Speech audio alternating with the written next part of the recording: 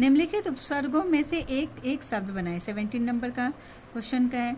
तो उपसर्ग क्या होता है पहले ये बताओ।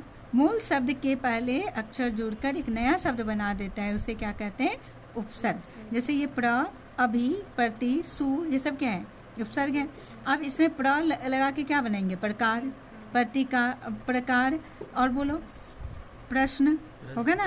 बहुत सा प्रखंड, बहुत सारा चीज़ हो सकता है, बहुत सारे शब्द बन सकते हैं। इसमें एक शब्द बोल रहा है बनाने। अभी, अभिमान, अभिशाप, होगा ना? अभिप्राय, चलो प्रति, प्रतिकार, प्रतिदिन,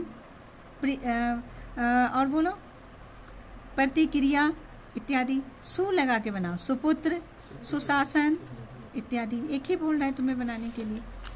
अब निम्नलिखित शब्दों का वाक्यों में प्रयोग द्वारा लिंग निर्णय करना है। खून, खून पुल्लिंग है, खून बह रहा है ना? उसके हाथ से खून बह रहा है। चाय, चाय स्त्रीलिंग है, चाय ठंडी हो जाएगी, है ना? चाय पी लो नहीं तो ठंडी हो जाएगी। स्याही पुल्लिंग है, स्याही, स्याही, स्याही क्या है? स्त्रीलिंग है। स्याही का क्या बनेगा? इस स्याही का रंग लाल है, इस स्याही का रंग लाल है, पुल्लिंग हो जाएगा। तालाब, यह तालाब बहुत बड़ा है, पुल्लिंग है, यह तालाब बहुत बड़ा है। जातिवाचक संज्ञा की परिभाषा बताएं। बताओ जातिवाचक संज्ञा क्या होता है?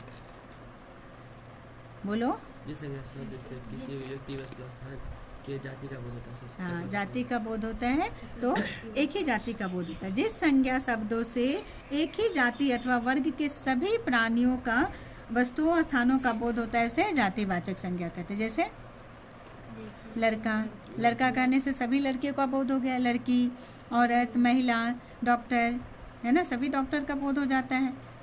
ठीक है। और भी बहुत सारा है। नदी, मकान, नदी कहने से गंगा नदी, सब कुछ, सब नदी आ गए। ब्रह्मपुत्र नदी, नदी का नदी क्या हो गया? जातिवाचक संज्ञा। सभी नदी का बोध हो गया। बहन, सभी बहनों की बोध हो गई। भाई, समझ रहे हो? ठीक है। क्रिया को परिभाषित करिए। क्रिया क्या है?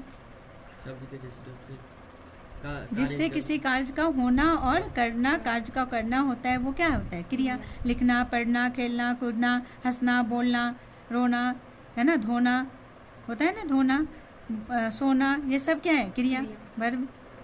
लिखे थे ये सब का आंसर? ये सब तो बहुत ईजी है। अब बोल रहा है निम्नलिखित में एक लिखना है। रक्षाबंधन, मेरी प्रिय शिक्षा, नारी शिक्षा, जल ही जीवन, इसका लिखा देंगे। फिर माँ का चरित्र चित्रण वर्णन करिए, बुक का है। अपने शहर की सड़कों पर प्रकाश स्ट्रीट लाइन की व्यवस्था है तो नगर निगम के अधिकारी के पास पत्र लिखें, ये भी लिखा देंगे। भीमराव अम्बेडकर का जीवन परिचय लिखे हैं।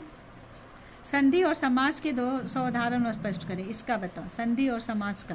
संधि क्या होता है? संधि में दो वर्ण अक्षरों का मेल होता है जिसमें विकार या परिवर्तन होता है। जैसे देवाले, देव जोड़ आले, देवाले। देवेंद्र, देव जोड़ इंद्र। विद्यालय, विद्या जोड़ आले। तो इसमें क्या हुआ? संधि में दो वर्णों का, अक्षरों का मेल हो जाते हैं। विद्या जोड़ आले, तो क्या बन गया? विद्यालय। आले मतलब क्या होता है? घर, है ना? विद्या आले तो नहीं लिखते हैं, विद्यालय। तो इसमें क्या हो गया? दो वर्ण एक साथ मेल हो गए। अब है तुम्हारा समास। समास क्या होता है? वही समास दो या दो से अधिक शब्दों का मेल है। इसमें दो वर्णों का मेल है और यहीं पर समास दो या दो से अधिक शब्दों का मेल है। इसमें वर्णों का मेल है और समास में शब्दों का मेल है। यही अंतर है। जहाँ शब्दों के बीच के कारक चिन्हों का योजक शब्दों का लोप हो जाता है। जैसे राजा का महल, राजमहल, तो का क्या है? कारक है, वो लोप हो गया। और बोलो चार पाई, है ना? चार पाँव वाला, चार पाँव वाला। और बताओ और बताओ समास का उदाहरण। अभी समास का किए थे हम लोग। घनश्याम, घन का श्याम। ठीक है। और भी बहुत सारे हैं। अब बेमन में कहाँ करूँ परी, फरी, फेर के पंच, ये भी बुक से। लड़कियां क्या है? कठपुतलियाँ, ये भी बुक से। मैक्स मूलर के अनुसार भारत की किस तरह के अतीत और सुदूर भविष्य को जोड़ना, ये भी आपका बुक से है, तो वहाँ से पढ़ के आंसर देना है।